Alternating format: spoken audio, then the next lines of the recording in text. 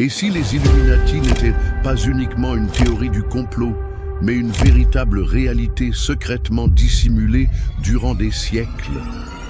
Au XVIIIe siècle, en plein cœur de l'Europe et sous le contrôle des souverains et de l'Église, une poignée d'intellectuels a élaboré un projet audacieux: changer le monde depuis les coulisses en se servant du savoir comme instrument. Dans cette vidéo, tu vas apprendre comment une organisation secrète originée dans une cité universitaire est devenue le symbole indélébile du pouvoir caché. Reste avec nous jusqu'au bout, car ce que nous allons dévoiler aujourd'hui pourrait transformer radicalement tout ce que tu penses connaître de l'histoire, du pouvoir et de la vérité. L'histoire a pris forme lors d'une nuit de printemps en 1776, dans la modeste ville d'Ingolstadt, située en Bavière. Pendant que les colonies d'Amérique proclamaient leur indépendance, un professeur de droit canonique du nom d'Adam Weishaupt rassemblait 5 jeunes étudiants dans son bureau personnel au sein de cette paisible ville universitaire. Weishaupt était déjà un personnage sujet à controverse à l'université à l'âge de 28 ans. Formé par des jésuites et fortement marqué par la pensée des Lumières françaises, il percevait que le savoir était retenu sous des chaînes ecclésiastiques et aristocratiques qu'il fallait libérer. Pourquoi Weishaupt a-t-il décidé de fonder une société secrète? Le jeune enseignant avait observé comment les idées progressistes étaient constamment réprimées dans les universités de Bavière. Les ouvrages de Voltaire, Rousseau et d'Alembert faisaient l'objet d'un trafic clandestin parmi les étudiants et les enseignants, à la manière d'une contrebande intellectuelle. L'Église catholique exerçait un contrôle rigoureux sur l'éducation, et la liberté de penser était perçue comme une menace. Plutôt que de s'opposer explicitement à ce système, Weishaupt a élaboré une tactique plus discrète: transformer le monde, non pas de l'extérieur, mais en intégrant ses institutions. Cette nuit-là, baigné dans la lumière douce des bougies, Weishaupt présenta son projet: fonder une communauté de perfectibilistes, des individus dévoués à l'avancement de l'humanité par le biais de la rationalité et du savoir. Il ne poursuivait pas le pouvoir pour sa propre valeur, mais aspirait à transformer progressivement la société vers un idéal éclairé, où la superstition et le dogmatisme seraient remplacés par la science et la liberté d'expression. Ses premiers adeptes étaient, à l'instar de lui, des enseignants et des étudiants mécontents des contraintes restrictives infligées à leur intellect. Ce qui distingue le projet de Weishaupt, c'est son organisation complexe, en partie influencée par la franc-maçonnerie, mais beaucoup plus orientée vers un secret total. Chaque individu bénéficierait d'une formation progressive, gravissant les échelons ou les grades en fonction de son engagement et de sa compétence. Cette configuration donnerait à l'ordre la possibilité d'influencer les institutions tout en gardant secrète sa véritable identité et son étendue. C'était une stratégie parfaitement appropriée pour une période où l'expression de certaines idées pouvait conduire à l'exil, à l'emprisonnement, voire à la mort. L'appellation initiale perfectibiliste s'est vite avérée trop scolaire et manquant d'inspiration. En 1778, Weishaupt et ses plus proches associés adoptèrent un nom qui reflétait mieux leur mission: Illuminati, les Illuminés, ceux qui avaient été éclairés par la clarté de la raison dans un univers toujours dominé par les ténèbres de la pensée du Moyen-Âge. Sous ce nouveau nom, et grâce à un processus de recrutement et de formation de plus en plus élaboré, l'ordre se préparait à dépasser les limites d'Ingolstadt vers une destinée que même Weishaupt lui-même n'aurait pas pu envisager. Au sein des Illuminati, on ne menait ni rituels occultes, ni invocations mystiques. Ce qui prévalait était une approche radicalement innovante. Un système soigneusement élaboré pour remodeler les mentalités et, par le biais de celles-ci, réorganiser des institutions complètes. La configuration de l'ordre représentait une perspective pyramidale en matière de savoir et d'influence. Initialement, les novices étaient attentivement surveillés sans être informés des buts réels de l'organisation. Les minervalistes, du nom de Minerve, déesses romaines de la sagesse, ont commencé à recevoir une éducation en philosophie et en sciences. Seuls les individus les plus fidèles et compétents parvenaient aux échelons supérieurs, où les réels buts et procédés de l'ordre étaient enfin dévoilés. Pourquoi ont-ils sélectionné le hibou de Minerve comme symbole? Cet emblème, figurant dans les documents formels de l'ordre, n'était pas un choix fortuit. Le hibou a la capacité de voir dans l'obscurité. Il parvient à discerner ce qui échappe aux autres. C'est ainsi que les Illuminati se percevaient, comme des témoins privilégiés, capables de voir la vérité au cœur de l'obscurité du superstitieux et du dogmatique. En outre, le hibou a traditionnellement été lié à la sagesse réfléchie et discrète qui agit au moment propice, une image idéale pour une organisation envisageant des modifications progressives mais significatives. Le secret représentait l'oxygène qui assurait la survie de l'ordre. Chaque membre se donnait un pseudonyme, habituellement tiré de l'Antiquité classique. On connaissait Weishaupt sous le nom de Spartacus, en référence à l'esclave qui a défié l'Empire romain. Anton von Massenhausen portait le nom de code Ajax. Hertel était connu sous le pseudonyme Marius. Quant à Franz Xaver von Zwack, il était désigné sous le titre Cicéron, étant l'un de ses membres les plus éminents.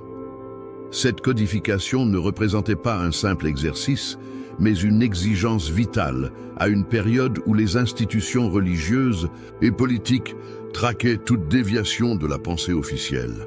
Les membres communiquaient en utilisant des codes et des chiffres qui évoluaient fréquemment, formant un langage compréhensible uniquement par les initiés. Le processus d'initiation chez les Illuminati n'était pas une simple cérémonie, mais plutôt une transformation intellectuelle, étalée sur une longue période. Le postulant était tenu de rédiger des autobiographies approfondies et des dissertations exposant ses réflexions les plus secrètes, ses vulnérabilités et ses aptitudes. Ces dossiers offraient aux responsables une connaissance approfondie de chaque individu, leur permettant de saisir sa manière de penser et ses motivations. En outre, chaque personne impliquée était tenue de produire un compte-rendu mensuel de ses observations concernant les autres membres et les individus influents dans son cercle social. De ce fait, un système de contrôle interne et externe a été mis en place, offrant à la direction une perspective privilégiée sur le monde social et intellectuel qui les entoure. Ce qui était le plus novateur dans ce système n'était pas ses rites, mais sa visée éducative. Les Illuminati avaient une forte conviction en l'amélioration de l'homme par le biais de l'éducation. Chaque phase d'initiation intégrait des lectures indispensables, des débats philosophiques et des travaux pratiques destinés à affranchir l'esprit des préjugés d'ordre religieux et social. Ils ne recherchaient pas des disciples qui suivaient sans question leur leader, mais plutôt des personnes capables de penser de manière critique et autonome. Cette méthode d'enseignement audacieuse pour son temps démontre que les Illuminati n'étaient pas seulement une organisation secrète, mais un véritable mouvement éducatif clandestin visant à façonner un nouveau genre d'individu, l'homme éclairé. La petite graine semée à Ingolstadt a rapidement commencé à donner des résultats bien au-delà de ce que Weishaupt avait prévu initialement. De 1778 à 1784, l'ordre des Illuminati s'est métamorphosé d'une simple organisation locale d'intellectuels en un réseau de portée continentale, possédant des ramifications dans les grandes villes du Saint-Empire romain germanique. Comment ont-ils accompli cette expansion inattendue si rapidement? Le point de bascule s'est produit en 1780, quand le baron Adolf von Knigge a intégré l'organisation. Cet écrivain, franc-maçon, chevronné et noble, a non seulement apporté ses liens avec l'aristocratie éclairée, mais aussi une vision stratégique qui propulserait les Illuminati vers de nouvelles sphères d'influence. Von Knigge a compris que la franc-maçonnerie pouvait servir de moyen idéal pour propager les idées des Illuminati. Les loges de la franc-maçonnerie étaient déjà présentes à travers l'Europe, rassemblant des individus influents de divers niveaux sociaux autour du principe de la fraternité. Plutôt que de se mesurer à cette organisation, les Illuminati ont choisi de l'infiltrer. Des membres de l'ordre pénètrent des loges maçonniques et, une fois à l'intérieur, détectent de potentiels candidats ouverts à des concepts plus avancés. Ils parvinrent progressivement à influencer, voire à dominer totalement certaines loges majeures, telles que la Theodor zum Gutenrat à Munich et la Zur-Wareneintracht à Vienne, transformant ces lieux en foyers de propagation de leur philosophie. L'infiltration ne se restreint pas aux loges maçonniques. Les Illuminati ont élaboré une tactique minutieuse pour infiltrer les structures essentielles de l'État et de la société. Ils ont installé des membres dans les universités en tant qu'enseignants et gestionnaires, influençant de cette manière la formation des élites de demain. Ils se sont infiltrés dans les palais de justice en qualité d'avocats et de magistrats, altérant discrètement l'interprétation des lois. Ils ont même réussi à décrocher des positions dans des séminaires religieux où ils pouvaient tempérer le dogmatisme de l'intérieur. Chaque individu avait pour tâche de détecter et d'embaucher des talents influents, formant ainsi un réseau caché qui s'étendait au sein des centres décisionnels. Le 14 juillet 1789, des milliers de Parisiens se révoltent et attaquent la Bastille, prison-forteresse qui représente l'autorité absolue. En l'espace de quelques semaines, le régime monarchique qui a dirigé la France pendant des siècles commence à se désintégrer. L'Assemblée nationale mettra fin aux privilèges féodaux. Le pouvoir du roi Louis XVI sera restreint. Un nouveau discours politique inondera les rues et les salons. Liberté, égalité, fraternité. L'Europe observe avec étonnement la plongée de la nation la plus forte du continent dans une révolution inédite. Pour les souverains voisins, l'interrogation ne porte pas uniquement sur les raisons de cet événement, mais également sur l'identité de la personne responsable. Dans ce contexte de méfiance et de quête d'interprétation, un terme commence à faire écho dans les milieux conservateurs. Illuminati. Est-il vrai qu'il y avait un lien entre les Illuminati et la Révolution française? Historiquement, il manque des preuves directes et irréfutables. L'ordre a été officiellement démantelé en Bavière plusieurs années auparavant, et même si certains de ses adhérents ont pu fuir en France, il n'y a aucun document attestant d'une influence structurée sur les faits révolutionnaires. Néanmoins, il est incontestable qu'il existe une similitude idéologique. De nombreux principes prônés par les Illuminati, la laïcité, le rationalisme, la remise en question des hiérarchies traditionnelles, faisaient également partie des revendications du mouvement révolutionnaire français. Dans un contexte de tensions politiques intenses, cette convergence idéologique a suffi pour que des esprits susceptibles établissent des liens de causalité là où il n'y avait peut-être que des similitudes. La théorie du complot s'est rapidement développée. On commença à chuchoter dans les cercles aristocratiques à travers l'Europe que la chute de la monarchie française n'était pas un événement fortuit, mais plutôt le fruit d'années de manigances clandestines. D'après ce récit, l'ordre des Illuminati n'aurait pas véritablement disparu suite à son interdiction, mais aurait plutôt migré en France, s'installant dans les loges maçonniques de Paris, notamment au Grand Orient. De cette position, il aurait ensuite engendré les fondements de la Révolution. Des personnalités telles que le duc d'Orléans, Mirabeau, Condorcet et Lafayette, tous membres de la franc-maçonnerie et acteurs majeurs des premiers moments révolutionnaires, ont été identifiés comme de potentiels agents impliqués dans cette conspiration mondiale. L'œuvre de l'abbé Augustin Baruel a donné forme à l'expression la plus aboutie et pérenne de cette interprétation complotiste. Cet exilé jésuite français à Londres a publié Mémoire pour servir à l'histoire du jacobinisme, entre 1797 et 1798, une œuvre massive en 5 tomes. Il y défendait la thèse que la Révolution française était le fruit d'une triple conspiration, celle de philosophes antichrétiens tels que Voltaire, d'Alembert et Diderot, celle de maçons radicaux, et enfin celle des illuminés de Bavière, qui auraient fourni l'organisation et la stratégie d'infiltration nécessaires. Selon Baruel, les Illuminati incarnaient le résultat d'un projet de longue haleine visant à anéantir le christianisme et la monarchie, éléments fondamentaux de la structure sociale européenne. L'aspect captivant de cette théorie réside dans sa capacité à métamorphoser les Illuminati d'une entité historique réelle, possédant une date de création, une liste d'adhérents enregistrés et une disparition finale, en un emblème éternel du pouvoir occulte. Ironiquement, l'interdiction bavaroise n'a pas anéanti les Illuminati, mais les a plutôt déliés des contraintes matérielles, leur donnant la capacité de se transformer en quelque chose de bien plus puissant. Une idée, une explication, pour ce qui semble inexpliqué, un nom pour ce qui est innommable.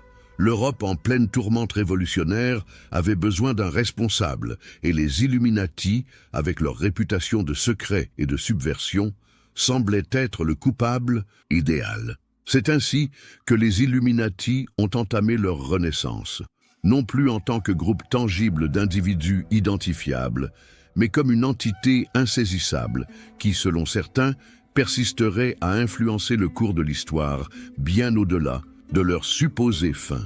Au printemps de 1797, un ouvrage atypique suscita l'intérêt de l'intelligentsia britannique. Son intitulé ne laissait aucun doute. Proofs of a Conspiracy Against All the Religions and Governments of Europe, carried on in the secret meetings of Freemasons, Illuminati and Reading Societies.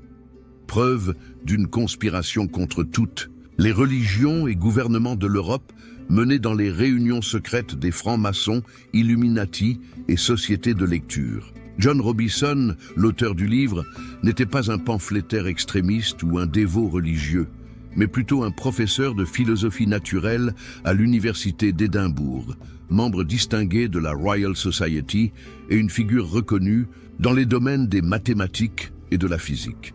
Le fait qu'un chercheur de cette envergure consacre 400 pages à l'étude d'une supposée conspiration mondiale a engendré un mélange de scepticisme et d'inquiétude au sein des milieux universitaires européens.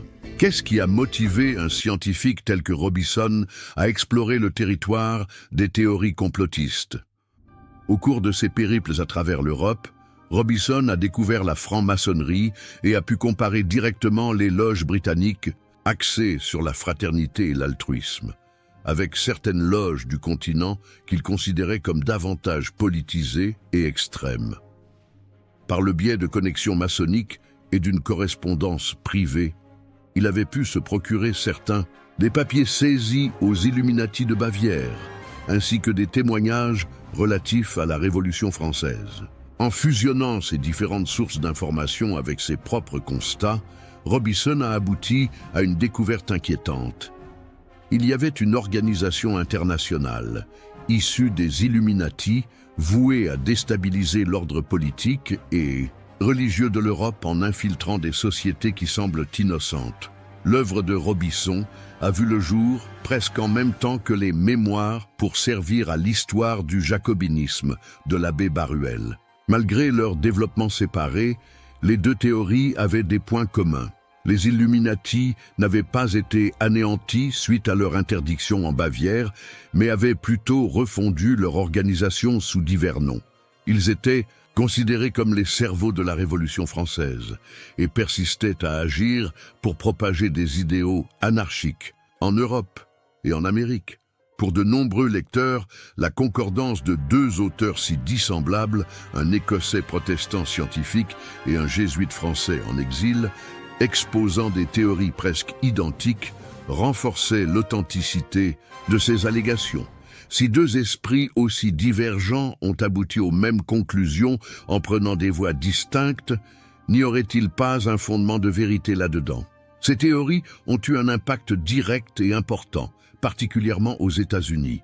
En 1798, le révérend Jedediah Morse, un pasteur éminent du Massachusetts, a donné une suite de sermons mettant en garde contre la pénétration des Illuminati au sein des loges maçonniques américaines. Ces propos ont touché l'homme lui-même, George Washington, qui, malgré ses doutes, a été forcé de répondre à ces allégations dans une correspondance adressée au révérend Snyder. Ce n'était pas mon intention de nier que les idéaux des Illuminati et du jacobinisme se répandent aux États-Unis. Au contraire, nul n'est plus content que moi de cela. Cette validation apparemment présidentielle, bien que tempérée, offre un soutien essentiel aux théories du complot dans le pays émergent. Ce qui est le plus étonnant de ce premier tour de théorie du complot, c'est la façon dont il a radicalement modifié la vision historique des Illuminati. La véritable organisation, une assemblée de professeurs, d'étudiants et de fonctionnaires bavarois animés par des objectifs réformistes, a été éclipsée par sa représentation mythique. Un réseau omniprésent et tout-puissant, capable de bouleverser des monarchies et de troubler des continents. Cette mutation était en adéquation avec les besoins psychologiques et politiques essentiels d'une Europe face à des transformations inégalées.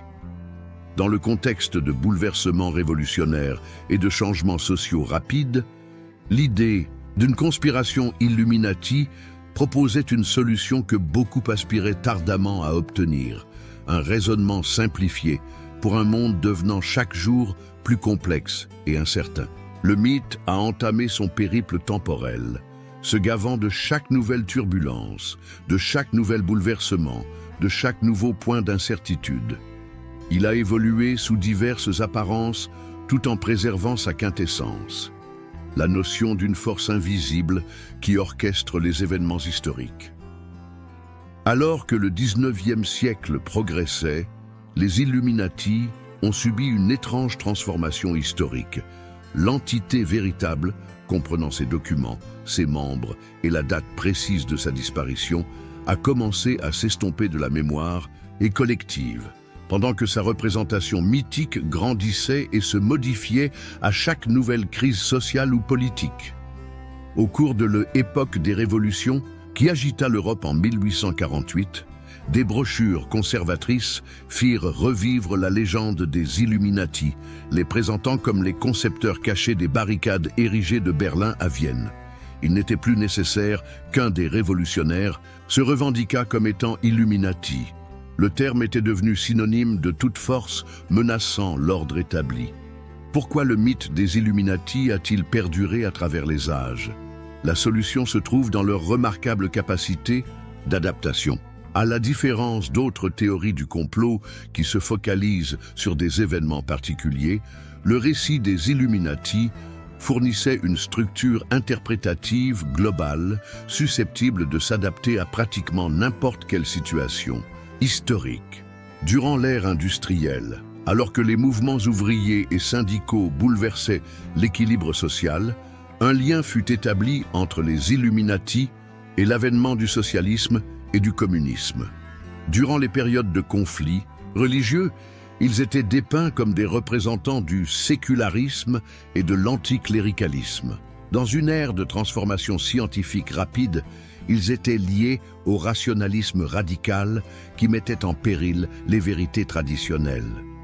Le mythe agissait tel un caméléon idéologique, s'adaptant aux inquiétudes prédominantes de chaque période. La mythification a pris une nouvelle ampleur avec la sortie en 1868 de Les mystères de la franc-maçonnerie par Léo Taxil, un auteur français.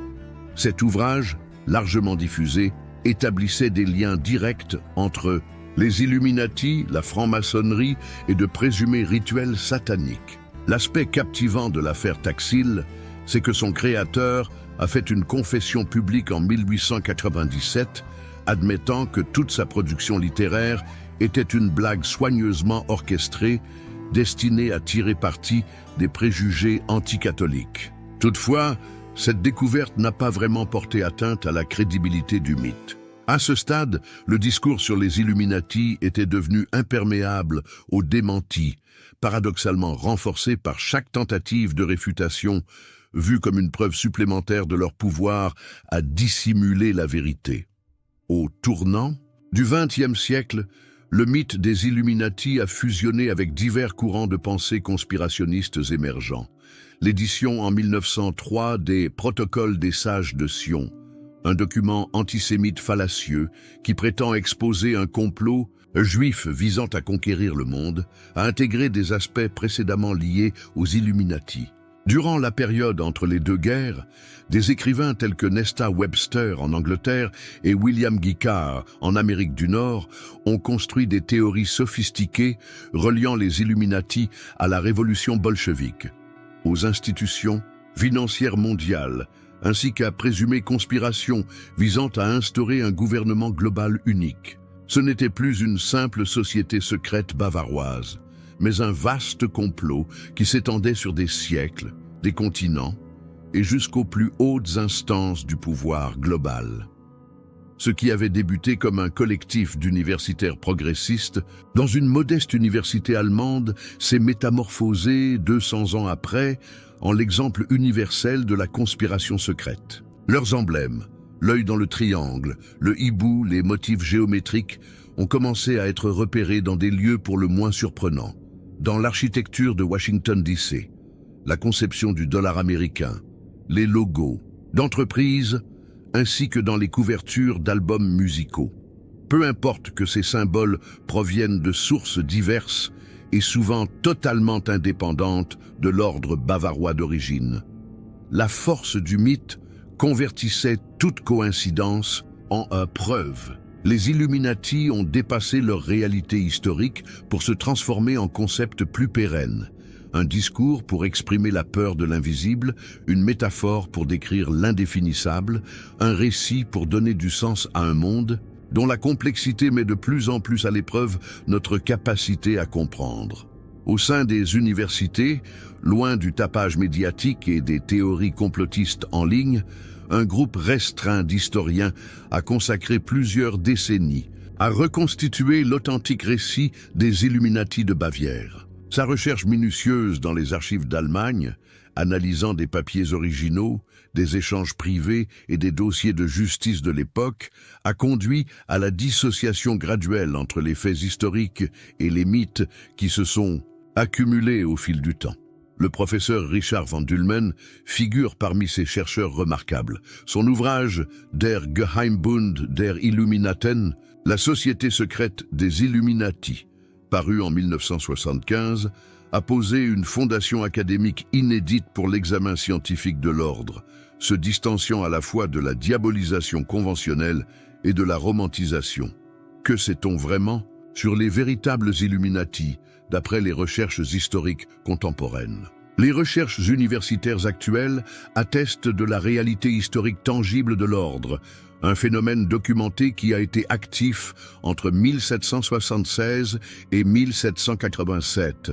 Il valide sa création par Adam Weishaupt à Ingolstadt, sa croissance rapide dans les régions germanophones, son approche d'infiltration des loges maçonniques et finalement sa dissolution imposée suite au décret bavarois.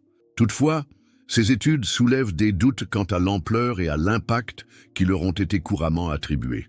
Les archives indiquent qu'à son sommet, l'ordre comptait approximativement 650 adhérents en activité, bien loin des milliers, voire millions, que certaines hypothèses lui prêtent, et même s'il comprenait des individus influents, son autorité véritable était restreinte et localisée.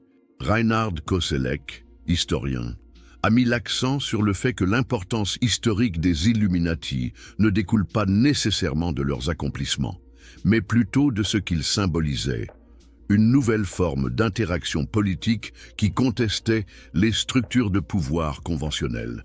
Selon son étude, les Illuminati n'étaient pas considérés comme des conspirateurs omnipotents, mais plutôt comme un indicateur des profonds changements qui affectaient l'espace public européen à la fin du XVIIIe siècle. Ils incarnaient l'apparition de réseaux intellectuels transnationaux qui, bien que minoritaires, commençaient à formuler une critique systématique du régime passé et à concevoir des structures alternatives d'organisation sociale basées sur des principes éclairés. D'après cette vision, son véritable héritage ne résidait pas dans une conspiration constante, mais plutôt dans un précédent crucial de l'histoire des mouvements de réforme européens. Monika Neugebauer-Wölk, experte en la matière, a ajouté une autre dimension à la discussion académique en étudiant l'aspect religieux des Illuminati. Au lieu de correspondre à la représentation courante qui les qualifie d'athées extrémistes, ces études révèlent que beaucoup de membres, y compris Weishaupt, possédaient des croyances qui pourraient être qualifiées de déistes ou de panthéistes. Ils n'écartaient pas totalement l'aspect spirituel, mais aspiraient à reformuler la foi en des termes conciliables avec la raison éclairée. Loin d'être des rituels sataniques, comme le sous-entendent certains détracteurs, les rituels de l'ordre se voulaient des pratiques pédagogiques destinées à inculquer des principes éthiques tels que l'autodiscipline, la soif de savoir et le dévouement au bien commun. Ils empruntaient partiellement leur langage symbolique à la franc-maçonnerie, tout en étant également façonnés par Weishaupt et ses associés. Il se peut que l'apport le plus significatif de l'historiographie moderne ait été de situer les Illuminati dans le vaste contexte des sociétés secrètes du XVIIIe siècle. Plutôt que d'être une exception, les Illuminati s'inscrivaient dans une longue tradition d'organisations privées, littéraires, philosophiques, scientifiques et politiques qui ont prospéré durant l'Europe des Lumières. De l'ordre rosicrucien aux Asiatiques, en passant par des clubs patriotiques et des académies scientifiques semi-secrètes, ces groupes ont servi de refuge alternatif où les intellectuels éclairés pouvaient discuter d'idées et élaborer des initiatives réformistes sans la supervision directe de l'Église et de l'État. Ce qui a fait la singularité des Illuminati et ce qui a finalement conduit à leur déclin, ce n'est pas l'extrémisme de leur pensée, qui était en fait plutôt modérée comparée à celle d'autres intellectuels de l'époque, mais plutôt leur organisation rigoureusement structurée et leur approche intentionnelle d'infiltration des institutions. Cette mise en perspective historique aide à percevoir les Illuminati non pas comme une anomalie historique, mais plutôt comme un reflet typique de leur temps. Une ère de transition où des formes innovantes de pensée et d'organisation sociale rivalisaient pour s'imposer dans un monde restant sous l'emprise des structures d'autorité traditionnelles. Que ce soit en ouvrant une plateforme de streaming, en visitant une librairie ou simplement en parcourant le web, les Illuminati sont omniprésents. Son nom figure dans des longs métrages à succès, des ouvrages vendus à l'international, des jeux vidéo de renommée mondiale, des titres de musique pop, des séries télévisées et des documentaires sur l'histoire alternative. Un symbole qui a vu le jour dans une petite université de Bavière est devenu un ingrédient omniprésent de la culture populaire à l'échelle mondiale. Le symbole de l'œil dans le triangle, qui ne possédait initialement aucun lien direct avec l'ordre de Weishaupt, est désormais instantanément identifié par des millions de personnes comme le symbole Illuminati par excellence. Comment décrire cette remarquable durabilité et propagation culturelle d'un groupe qui n'a officiellement existé que pour une dizaine d'années, il y a plus de 2 siècles? L'attrait actuel pour les Illuminati a de nombreuses origines. Cela, d'une part, satisfait l'attrait humain constant pour le mystère et l'interdiction. Les sociétés secrètes exercent une attraction particulière sur notre imagination, promettant un accès à des savoirs dissimulés et à des vérités qu'ils préfèrent nous cacher. Cette attraction a connu une croissance exponentielle à l'époque numérique, où la surabondance d'informations renforce paradoxalement le sentiment qu'il y a quelque chose qui reste dissimulé.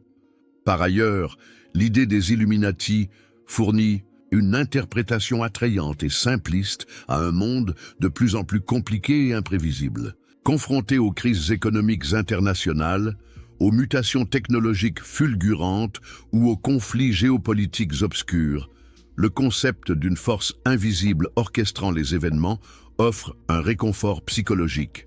Si tout est orchestré, il y a au moins une logique compréhensible, aussi malveillante soit-elle. Dan Brown a lancé un mouvement littéraire avec Anges et démons, 2000, puis a continué avec Le Da Vinci Code, 2003. Ces œuvres ont introduit les Illuminati sur la scène culturelle mondiale, en les combinant de façon imaginative avec d'autres mythes historiques tels que le prieuré de Sion ou la supposée lignée de Jésus. Ces ouvrages, qui ont par la suite été adaptés en films à succès, mettant en vedette Tom Hanks, dépeignaient les Illuminati comme une organisation secrète de la Renaissance, en opposition avec l'Église catholique.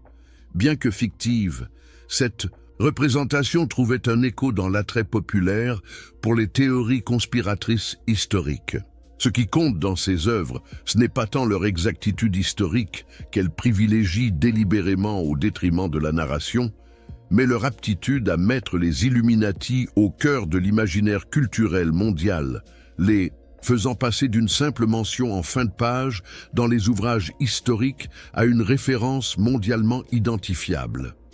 Dans le secteur de la musique, plusieurs artistes majeurs ont approprié et réinterprété l'iconographie des Illuminati. Des artistes tels que Jay-Z, Rihanna, Lady Gaga ou encore Beyoncé ont intégré des signes souvent reliés aux Illuminati, tels que les triangles, les yeux, les pyramides et des gestes spécifiques, dans leurs vidéos musicales, jaquettes, d'albums et spectacles en direct. Cette pratique, souvent plus axée sur l'esthétique que sur l'idéologie, a suscité une multitude de théories concernant leur supposée affiliation à une version contemporaine de l'ordre. Ce qui est fascinant dans ce processus, c'est son aspect cyclique. Les créateurs intègrent ces symboles spécifiquement parce qu'ils sont conscients qu'ils susciteront spéculation et débat, nourrissant de cette manière la même mythologie qu'ils prétendent corroborer, dans une opération de promotion virale extrêmement performante. L'ère numérique a élargi la présence culturelle des Illuminati à de nouveaux horizons. Des milliers de chaînes YouTube, blogs, podcasts et forums se consacrent entièrement à déchiffrer un prétendu message Illuminati dans presque tous les domaines de la culture actuelle, des logos d'entreprises au mouvement des politiciens lors de manifestations publiques. Cette industrie du complot produit des millions de visionnements et donc des revenus publicitaires notables, générant une forte motivation économique pour le maintien et la construction continue du mythe. Ce qui a débuté comme une véritable théorie du complot s'est en partie mué en un modèle d'affaires digitalement profitable, où la ligne entre conviction authentique et divertissement orchestré devient de plus en plus indistincte. De cette façon, les Illuminati du XXIe siècle coexistent à la fois comme source d'effroi pour certains, sujet de recherche historique pour d'autres, outil narratif pour les créateurs de contenu et emblème universellement identifiable qui opère de la même manière qu'un mème culturel, une mesure de signification qui se reproduit, évolue et survit indépendamment de son lien avec l'historicité originelle. Sur les rives de la rivière Cam à Cambridge, depuis 1820 et tous les 16 juin, 12 étudiants triés sur le volet prêtent un serment solennel de préserver le secret le plus précieux de l'université. Les apôtres de Cambridge. À New Haven, Connecticut, les membres de Skull and Bones se rassemblent pour des rituels qui ont essentiellement conservé la même forme depuis 1832, sous le célèbre édifice néo-gothique surnommé La Tombe. Dans des lieux réservés à Londres, Paris ou New York, les loges maçonniques continuent leurs rituels, respectant des liturgies datant du XVIIIe siècle. Des sociétés discrètes, certaines secrètes et d'autres simplement privées, persistent à se rassembler en toute discrétion sur chaque continent et dans presque tous les pays. Bien que les Illuminati bavarois aient disparu depuis plus de 200 ans, l'idée même de la société secrète demeure très présente, suscitant une interrogation captivante. Qu'est-ce qui a distingué les Illuminati parmi un grand nombre d'organisations comparables? Pourquoi les Illuminati ont-ils pris le pas sur des organisations plus anciennes, pérennes et influentes, telles que la franc-maçonnerie dans l'imaginaire collectif? La comparaison est particulièrement révélatrice. Depuis le début du XVIIIe siècle, la franc-maçonnerie est en activité sans interruption. Elle compte des millions d'adhérents à l'échelle mondiale, dispose de temples facilement reconnaissables dans presque toutes les grandes métropoles et a compté parmi ses membres des personnalités aussi remarquables que George Washington, Winston Churchill ou Salvador Allende. En revanche, les Illuminati n'ont formellement existé que pendant une dizaine d'années, n'ont jamais compté plus de 700 membres et ont été réellement dissous il y a plus de 230 ans. Toutefois, c'est le terme Illuminati et non pas maçon qui est devenu l'appellation universelle pour désigner une conspiration mondiale. Le secret de ce paradoxe paraît se trouver précisément dans sa dissolution forcée. Alors que la franc-maçonnerie est manifeste et soumise à l'inspection publique, les Illuminati ont été officiellement dissous, laissant libre cours à l'imagination pour combler le vide laissé par leur disparition avec des conjectures sans fin. Une comparaison tout aussi éclairante peut être faite avec les Rosicruciens, une autre organisation empreinte d'ésotérisme qui a produit une mythologie riche.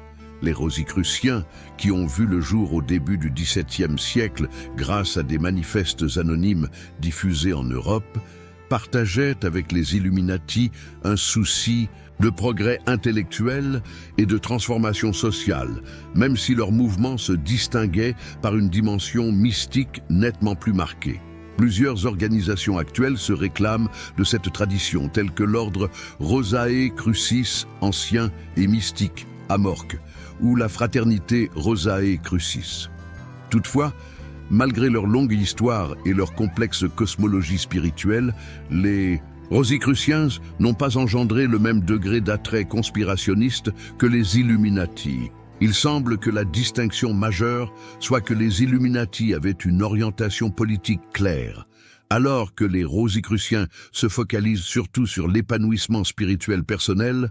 L'ordre de Weishaupt suivait un plan précis d'infiltration au sein des institutions et de transformation sociale, ce qui faisait d'eux une menace plus concrète et crédible pour le système en place. L'exemple des Carbonari italiens présente un autre contraste significatif. Entre 1800 et 1831, cette organisation secrète avant-gardiste, qui partageait plusieurs points communs avec les Illuminati, tels que des rituels d'initiation, une structure hiérarchique, des objectifs politiques progressistes et une persécution gouvernementale. Les Carbonari ont eu un rôle crucial dans les révolutions libérales italiennes qui ont finalement conduit à l'unification du pays, exerçant une influence politique tangible largement supérieure à celle des Illuminati.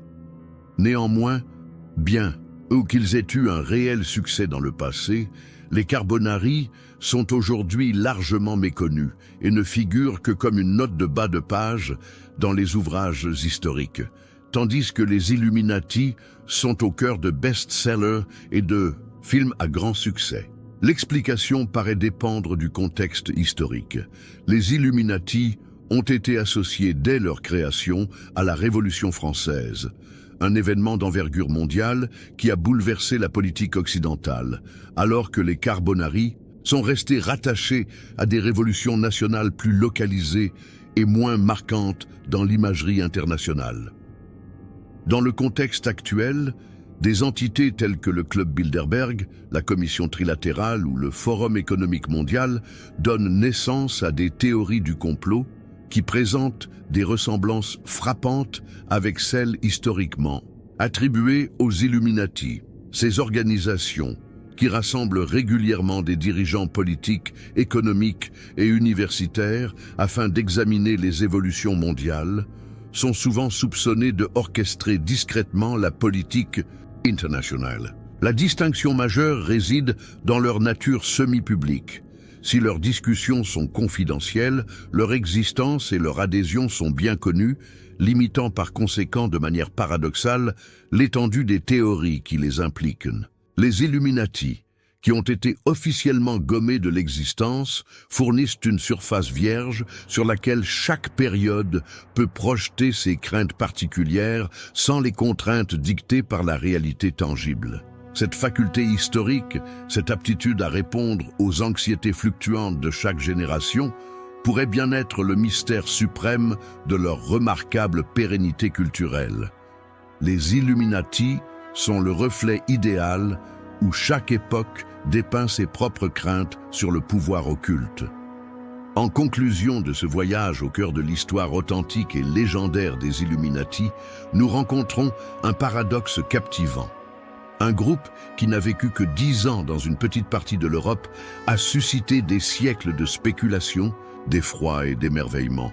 Aujourd'hui, son nom est omniprésent dans des morceaux de rap, mentionnés dans des ouvrages à succès internationaux, présents à l'affiche de films hollywoodiens et fait l'objet de millions de recherches sur le web chaque mois. Quelle est la raison de cette remarquable continuité culturelle? Que révèle-t-elle sur notre rapport au pouvoir, à la connaissance et à l'invisible? Il se pourrait que le véritable legs des Illuminati ne soit pas une machination séculaire, mais plutôt une pensée révolutionnaire, qu'une poignée d'individus dévoués et structurés pouvait influer sur le cours de l'histoire. Cette notion, matérialisée dans la structure et la stratégie de l'ordre initial, a prouvé être extrêmement solide et pérenne, inspirant tant des mouvements de libération que des régimes dictatoriaux au cours des siècles. De même, il est possible que la continuité du mythe des Illuminati ne doit pas être interprétée simplement comme une paranoïa collective infondée, mais plutôt comme une manifestation d'une intuition essentielle concernant le pouvoir dans le monde contemporain.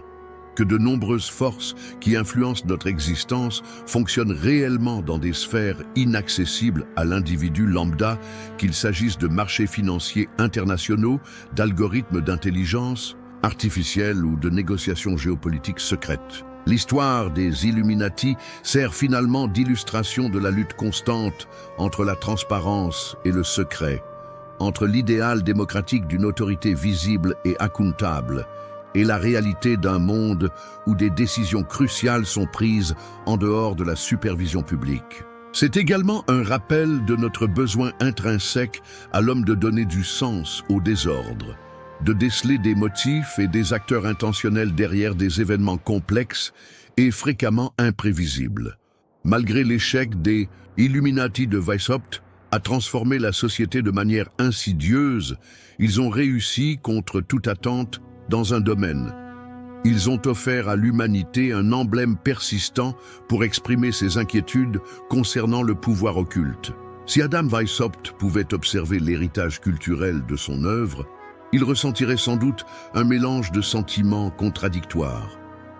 D'un côté, il éprouverait une profonde horreur de constater que son initiative pédagogique et réformatrice a été métamorphosée en symbole universel de complot malfaisant. Par ailleurs, il pourrait éprouver une certaine satisfaction en réalisant que, véritablement, les idées peuvent engendrer des conséquences qui dépassent de largement leurs auteurs initiaux. Et c'était en fin de compte l'essence de sa vision que la réflexion correctement nourrie et astucieusement mise en œuvre avait le potentiel de transformer le monde.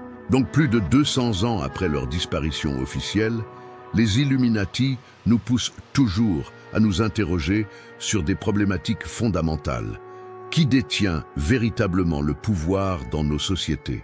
Quelles sont les forces imperceptibles qui modèlent nos existences? Serait-il envisageable d'établir un monde où le savoir et l'information sont diffusés librement, sans entrave ni déformation? Ces interrogations, qui constituaient le noyau du projet initial de Weishaupt, gardent leur importance dans un contexte actuel marqué par les fake news, la manipulation algorithmique et l'augmentation de la défiance envers les institutions. Peut-être que le véritable legs des Illuminati est justement cela. Non pas une organisation secrète qui perdure, mais un appel constant à interroger ce qui est manifeste et à explorer ce qui reste dans l'obscurité.